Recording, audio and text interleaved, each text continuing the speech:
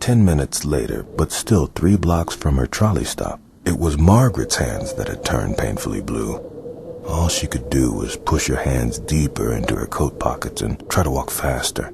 After all, suffering an afternoon of winter weather was nothing compared to what she stood to gain for the rest of her life. As Margaret waited for the trolley, she took her hands from her coat pockets and placed them, palms down, on her stomach. The baby growing in her womb was so helpless. She had to tell Devin soon that she was pregnant.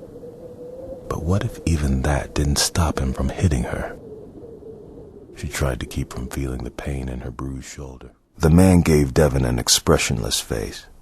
"Boss don't go in for excuses. Just wants his cash."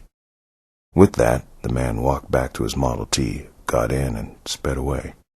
The second Model T, with the gun still pointing out the window, followed closely behind. Mud and debris flew from under the tires of the cars and splattered onto Devin's face and jacket. Devin stooped to pick up his ring of keys. Every one of them had been bent or broken off. These people, she realized, didn't call themselves family just because they had the same last name or because they went in and out of the same doors every day. And their house was far more than just a place to eat and sleep. No, these people were an honest-to-goodness family because they truly cared about each other.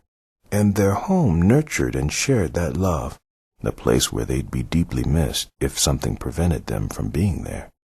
Even with the walls painted pale yellow, all that remained of the snowman was a ragged mound of snow at the man's feet.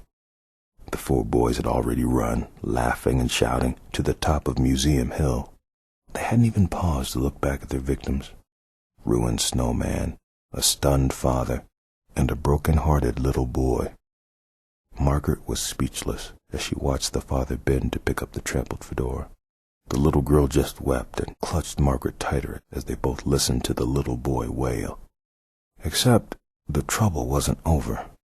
One of the older boys rushed back down the hill, tore the fedora out of the man's grasp.